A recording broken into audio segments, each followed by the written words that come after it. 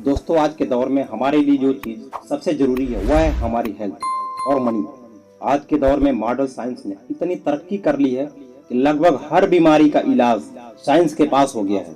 और अब तो लोगों की लाइफ एक्सपेक्टेंसी भी बढ़ती जा रही है। जो लोगों की एवरेज लाइफ एक्सपेक्टेंसी 60 से 65 साल थी, वह अब बढ़कर 70 से 75 साल हो गई है। वहीं अगर हम पैसे यानी कि मनी की बात करें तो आज भी वही इन्वेस्टिंग, पर्सनल फाइनेंस और बिजनेस प्लानिंग की ही बात करते हैं। और इन चीजों को समझकर शायद ही कोई आज अच्छा इन्वेस्टर बना हो। ओवर द इयर्स से हमने ये सीखा है कि डॉक्टर कैसे बनते हैं, इंजीनियर कैसे बनते हैं, लॉयर कैसे बनते हैं। इन सब के बारे में प्रॉपर पढ़ाई की और फिर इन स्किल को लागू किया अपने जीवन में। लेकिन शायद ही कोई हो जिसने फाइनेंस को पढ़कर डेब्ट मैनेजमेंट की स्किल सीखी हो या जिसने बहुत पैसे सेव कर लिया हो। इसकी मेन वजह यही है कि हमने फाइनेंस को भी बाकी के सब्जेक्ट की तरह ही समझा है। जैसे फिजिक्स में हम लॉ और रूल्स को समझते थे, ठीक उसी तरह हमने फाइनेंस को भी समझा। यहीं पर हम गलती कर जाते हैं क्योंकि फाइनेंस को फिजिक्स के तरह नहीं समझा जाता। यूं कहें कि हमें मनी के साइकोलॉजी को समझना चाहिए। दोस्तों, आप हमारे चैनल फिक्स नॉलेज 1 पर हैं और आप नंबर 1 हैं। चैनल को सब्सक्राइब कर लें, वीडियो को लाइक करें, वीडियो को शेयर करें कम से कम अपने ग्रुप के सैकड़ों लोगों में, और एक कमेंट में इमोजी जरूर भेजें। आज हम जिस टॉपिक पर बात करने वाले हैं उस बुक का नाम है the psychology of money, timeless lesson on wealth, grid and happiness, और इसके लेखक है मॉर्गन हाउसल। दोस्तों, पैसा हर जगह दिखता है और पैसा ही हमारे जीवन को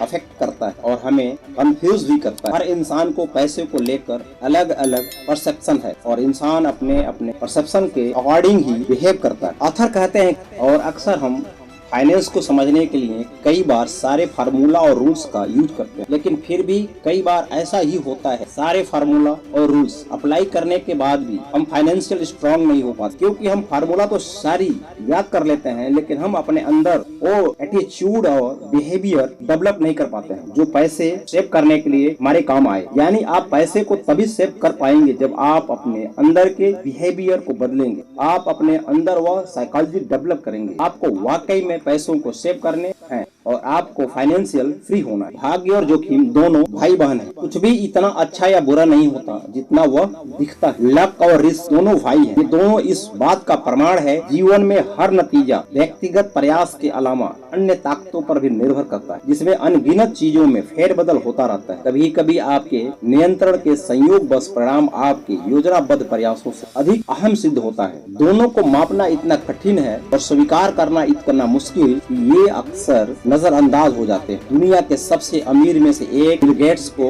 लगभग सभी लोग जानते हैं। अक्सर हमारे दिमाग में यह सवाल उठता है, आखिर बिल गेट्स इतने अमीर कैसे हुए? बिल गेट 28 अक्टूबर 1955 में सिएटल, वाशिंगटन में पैदा हुआ और बचपन से इनका इंटरेस्ट टेक्नोलॉजी की तरफ, और जब ये 13 साल के थे तो इनका एडमिशन लेक्साइड स्कूल में करा दिया गया। लेक्साइड स्कूल सिएटल में इकलौता स्कूल था जहां पर कंप्यूटर, यहाँ तक कि सिएटल की बड़ी बड़ी यूनिवर्सिटी और कॉलेज में भी कंप्यूटर नहीं था। लेक्साइड स्कूल में ही बिल गेट्स की दोस्ती पॉल एलन के साथ हुई, जो बाद में बिल गेट्स के साथ माइक्रोसॉफ्ट को फाउंडर बने। शुरुआती दौर में कंप्यूटर बच्चों के कोर्स का हिस्सा नहीं हुआ करता था। बिल गेट्स और पॉल एलन दोनों को ही कंप्यूटर में जबरदस्त रुचि थी। ये दोनों ही अपने खाली समय में कंप्यूटर के सामने बैठकर समय को बिताते थे और फिर धीरे धीरे करके दोनों ही कंप्यूटर में एक्सपर्ट होते चले।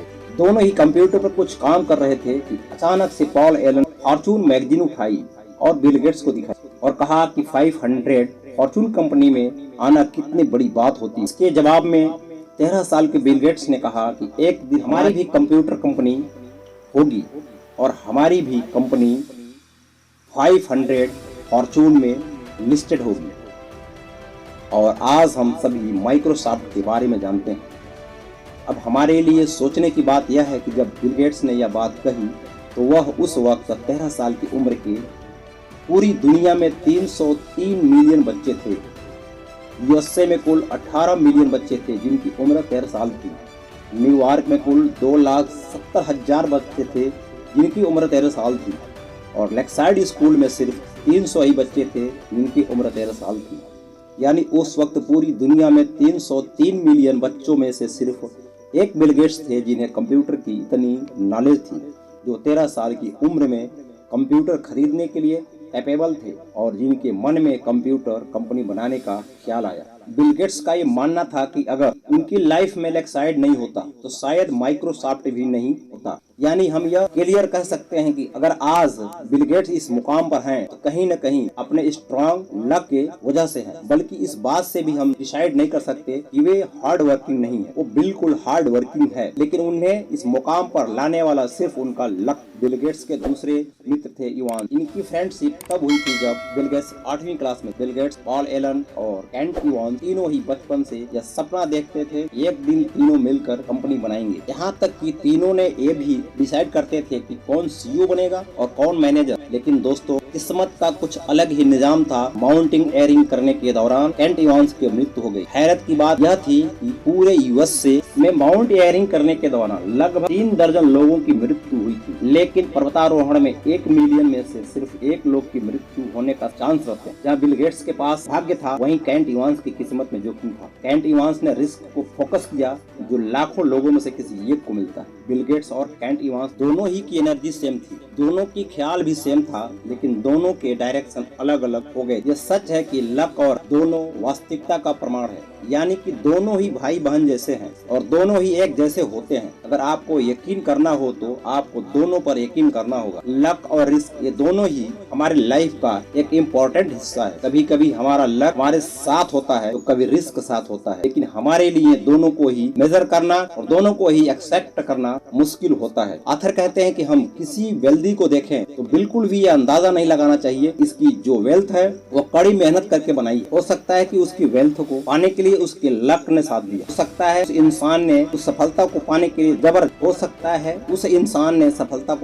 लिए जबरदस्त रिस्क उठाया हो। सो बेसिकली यही है कि हमें बिल्कुल भी किसी की सफलता के बारे में परसेप्शन नहीं लगाना चाहिए। कोई अपनी किस्मत की वजह से कोई और मेहनत करके अमीर बनता है और पैसे की एक हैसियत है कि ये दोनों ही लोगों के पास आ सकता है।